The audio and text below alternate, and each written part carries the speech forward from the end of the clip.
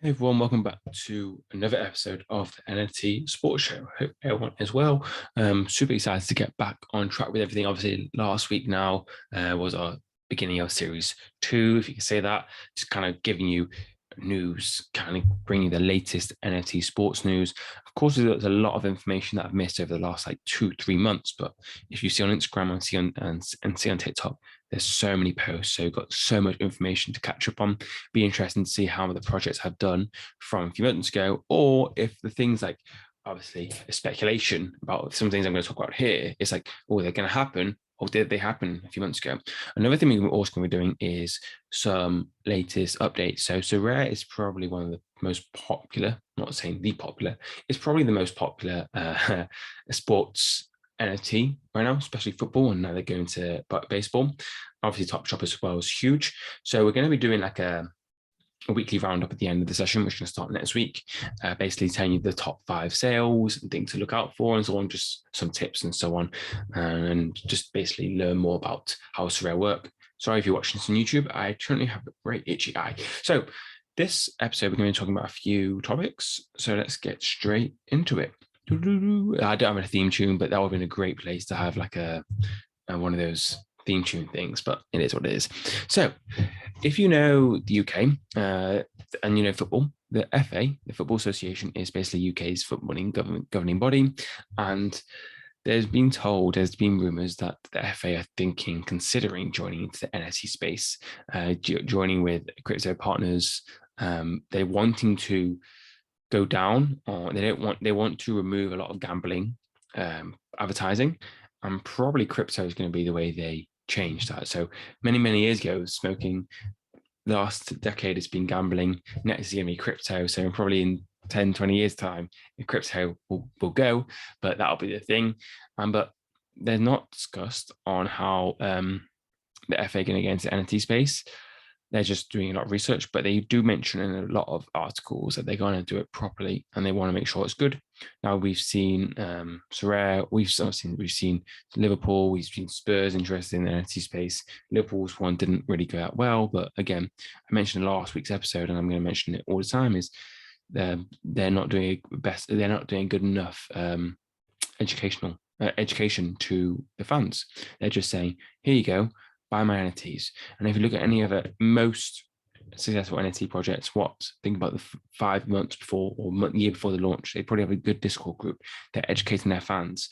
They're educating their customers. I mean, with Liverpool, there was just no education. It was just, here you go, a complete new concept. Of course, it was going to be a flop. Whoever does that, I mean, it's really, I'm a big fan of what they did, but how they did it, they just said, here you go. No one knows what an NFT is. It just says buy out NFTs. It's like, where's the education?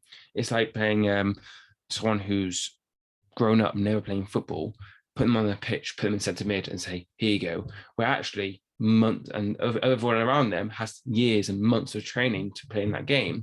Where if you just say, here you go, obviously that's going to be a flop. So it's really, really important for any football club who does any of this type of stuff, if they want to do their own NFT project, you've got to educate their fans, and there'll be fans who don't like the idea, but it is what it is.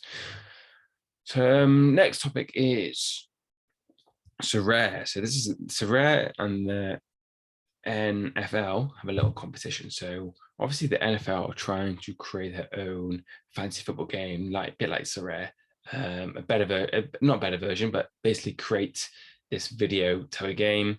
Sorare basically now doing the same thing with the NFL's big company, a competition, the Major League Baseball League in the US.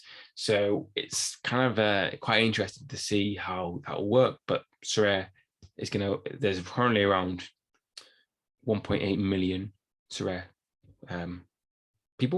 customers, probably increased since I got that stat. And that's basically a fantasy football, but digital cards.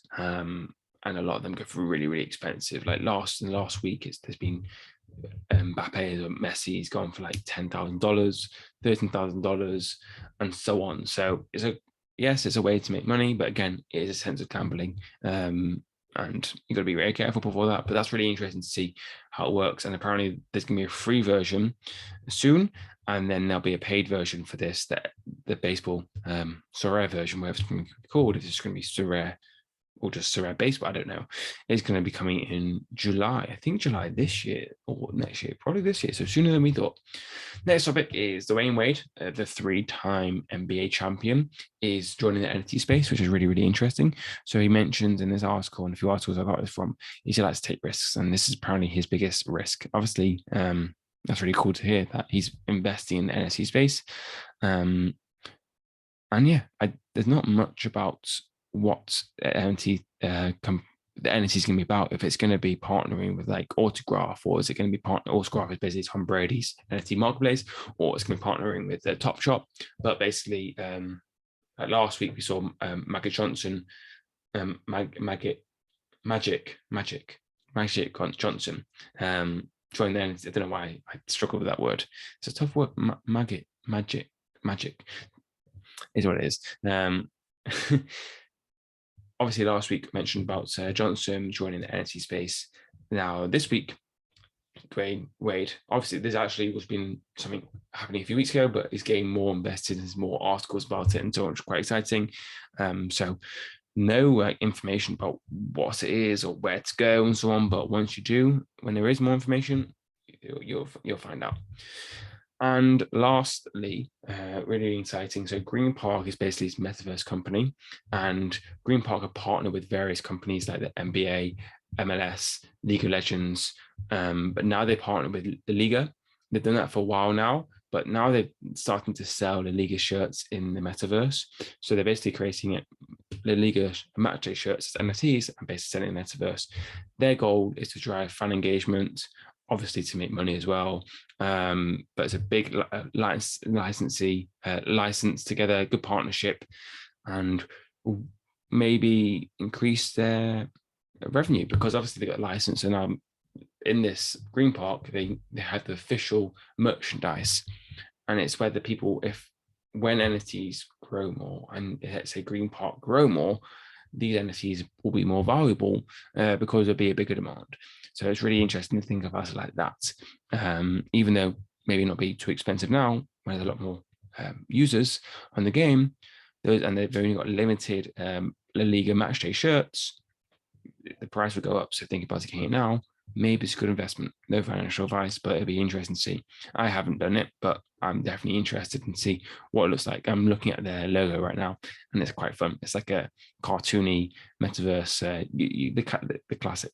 It's nice. Anyway, hope you enjoyed this little weekly sports news. That's all for today, and I'll see you this week.